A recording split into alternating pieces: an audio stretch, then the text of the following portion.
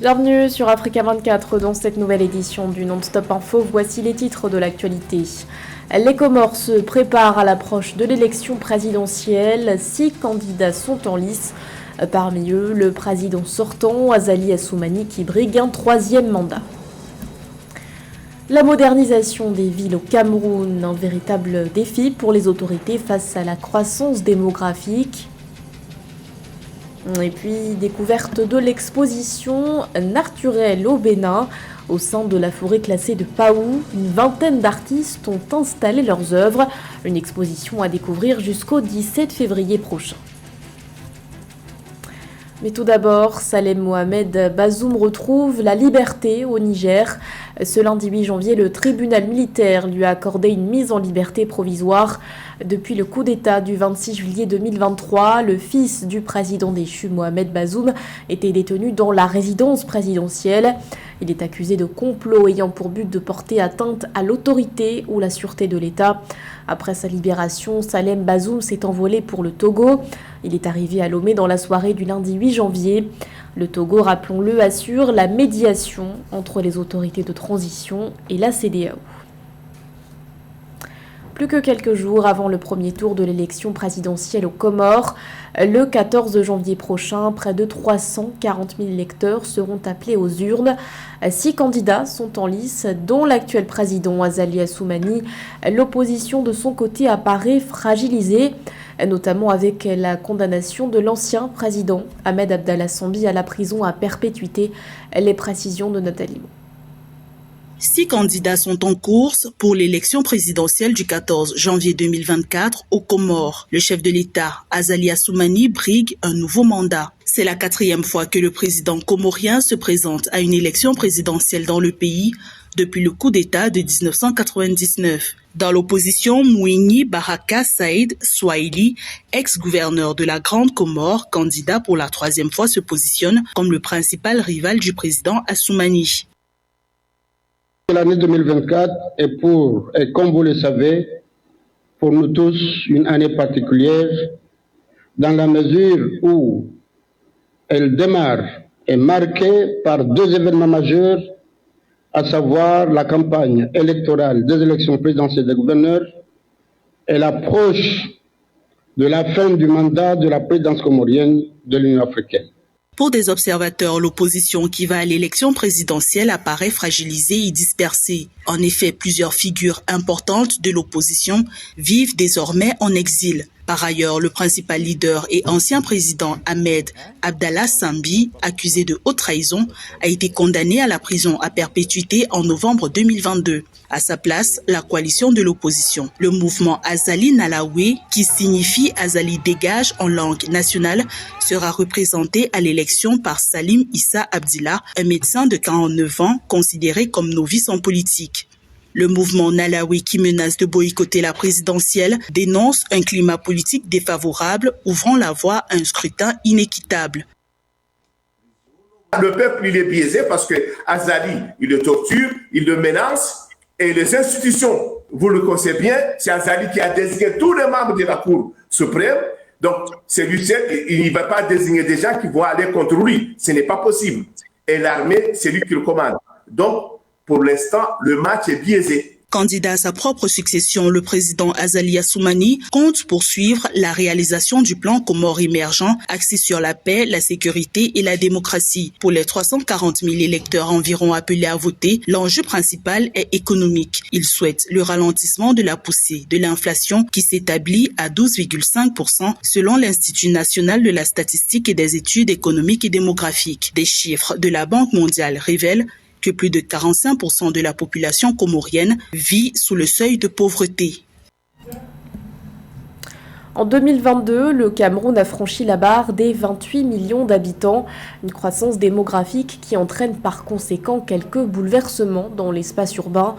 Face à ce défi majeur, le ministère de l'Habitat et du Développement urbain s'est donné pour mission de moderniser les villes camerounaises, un objectif qui est au cœur de la stratégie nationale de développement 2020-2030. Catherine Gombe. D'après les estimations et projections démographiques de la révision des perspectives mondiales d'urbanisation des Nations Unies, La population de Yaoundé en 2024 est désormais estimée à 4 681 768 habitants. En 1950, cette population était de 31 644 habitants. La capitale Yaoundé a donc connu une croissance de 172 480 habitants au cours de l'année dernière, ce qui représente une variation annuelle de 3,83%.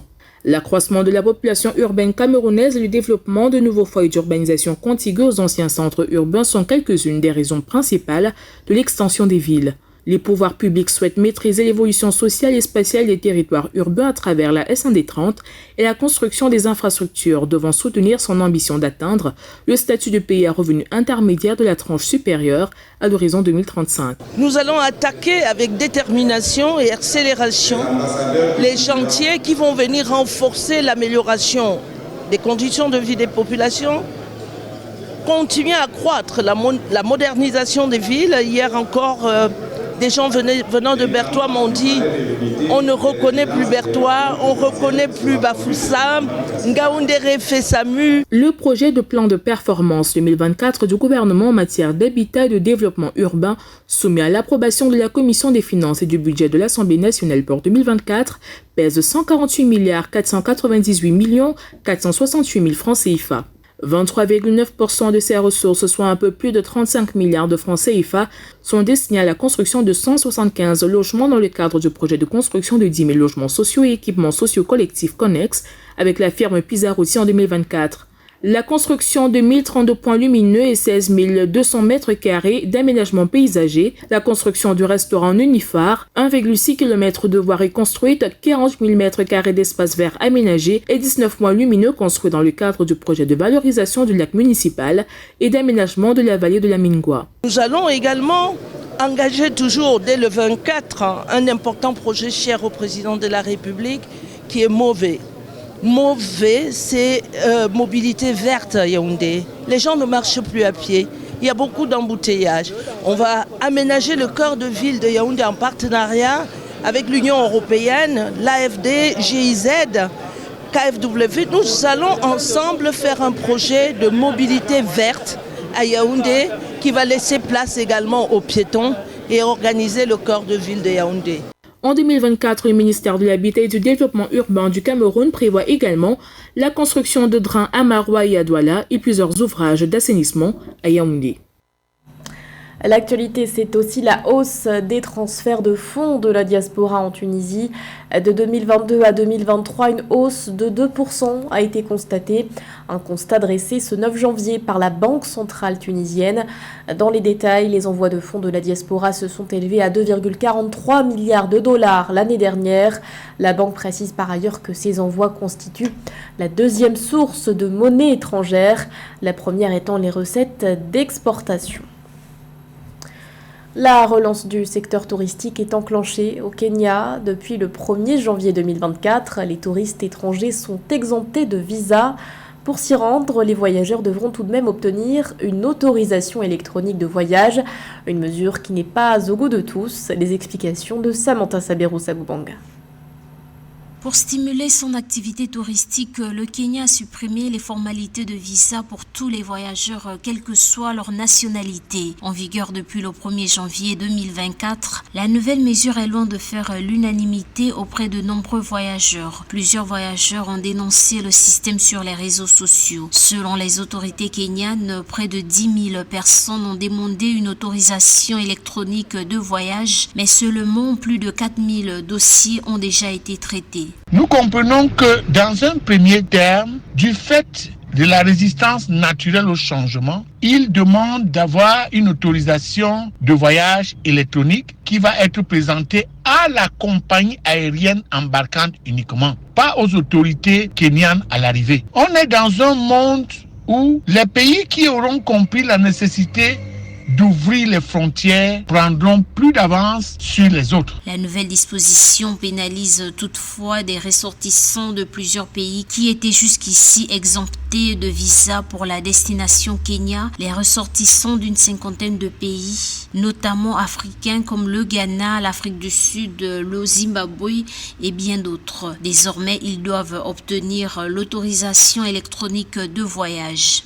Le Kenya a très bien compris les enjeux de la nécessité de l'ouverture du pays, de l'ouverture du marché, du libre-échange et la facilitation du commerce visant à ouvrir encore plus un pays qui attend presque tout du reste de l'Afrique, d'où la levée de l'obligation du visa. Bien que l'exemption de visa soit effective, les voyageurs doivent tout de même, avant de fouler le sol de ce pays d'Afrique de l'Est, demander une autorisation de voyage qui s'obtient 72 heures avant le voyage en remplissant une demande en ligne. Un droit d'entrée de $30, environ 27 € est également demandé. En 2022, le nombre de touristes venus au Kenya était de 1,54 million, en dessous du niveau d'avant la pandémie de Covid-19 selon les chiffres du ministère du Tourisme. Le Kenya espère multiplier par 200 le nombre de touristes pour atteindre 4,5 millions de visiteurs d'ici 2027.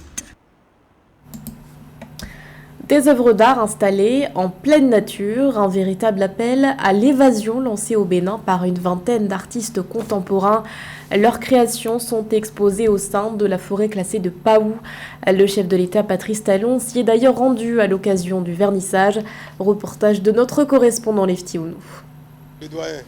Dans l'ambiance des manifestations des Vodou Days à Ouida au Bénin, cette visite éclair du président Patrice Talon dans la forêt classée de Paou constitue une marque de soutien aux artistes contemporains béninois.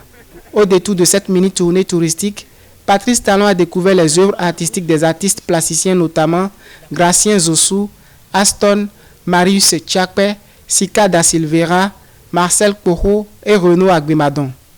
Marcel Koro, artiste spécialiste en recyclage des pneus, dont les œuvres sont exposées en Martinique à travers l'exposition Révélation Art Contemporain du Bénin, a été honoré de voir le chef de l'État visiter ses installations dans la forêt classée de Paou. Je crois que dans le cas de l'exposition en Martinique, il a déjà vu mon travail. Et ici, c'est une chance pour moi de le rencontrer ou de le voir, contempler et apprécier ce que je fais. À travers l'exposition naturelle, 23 créateurs d'œuvres artistiques ont réussi à se mettre en harmonie avec la nature dans la forêt. Passionné de dessin, Renaud Agbemadon est un jeune artiste plasticien qui s'investit dans l'art depuis 2016. Sa démarche créatrice en art plastique consiste à faire de l'art minimal et de l'abstraction géométrique avec un mélange de couleurs. Il intègre des calculs arithmétiques et figures géométriques ainsi que des traits de journaux papier à travers ses toiles. Tout ce que nous faisons dans la vie est lié à un ordre mathématique. Nous faisons des calculs au quotidien, que ce soit dans la vie active, dans nos activités et que sais-je encore. Il nous faut faire assez de calculs pour avancer dans cette vie. J'ai présenté les installations, l'araignée a tissé cette toile et les nourritures sont tombées dedans pour qu'ils mangent. Ils tendent des pièges pour que les nourritures tombent dedans et ils mangent. A noter que de nombreux artistes béninois ont honoré les meilleures galeries, musées et des biennales d'art contemporain dans le monde. Des œuvres d'artistes contemporains béninois sont exposées en Martinique dans le cadre de l'exposition Révélation Art Contemporain du Bénin jusqu'au 31 mars 2024. Émerveillé par l'exposition qui devrait finir le 17 janvier 2024, Patrice Talon a instruit les organisateurs de proroger d'un mois naturel. C'est sa 20e participation à une Coupe d'Afrique des Nations de football. La République démocratique du Congo vise un 3e titre continental pour cette nouvelle CAN prévue en Côte d'Ivoire. Les Léopards sont logés dans le groupe F aux côtés du Maroc, de la Zambie et de la Tanzanie. Mildred Diamant.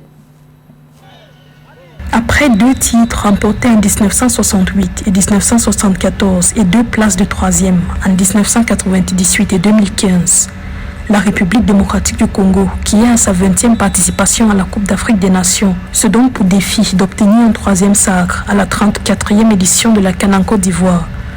Logés dans la poule F aux côtés du Maroc, de la Tanzanie et de la Zambie, les Léopards, très motivés, font leur retour dans la compétition après avoir manqué l'édition 2021 au Cameroun. On a des joueurs qui jouent dans des bons clubs. On va être un challenger dans cette compétition avec des étapes.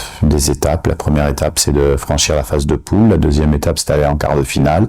Et puis après une compétition, quand on rentre dans une compétition, de toute manière, on se met pas de limites. Ce sont 24 joueurs au total qui ont été sélectionnés par Sébastien Desarbres pour défendre les couleurs de la RDC en Côte d'Ivoire. 20 de ces joueurs en seront à leur première expérience à la CAN. Loin d'être un handicap, Sébastien Desarbres voit en cette situation une source de motivation pour son équipe. Pour l'entraîneur, l'ambition est de dépasser la phase de groupe pour espérer atteindre le dernier carré de la compétition.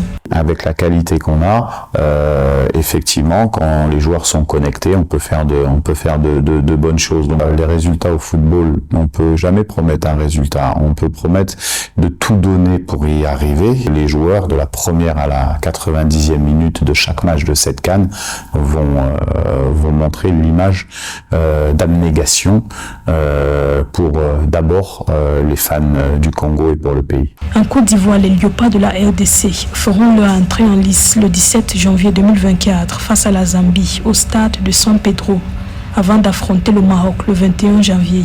L'équipe congolaise bouclera la phase de groupe le 24 janvier contre la Tanzanie. C'était le journal de la rédaction. Merci de votre fidélité. L'actualité continue sur Africa 24.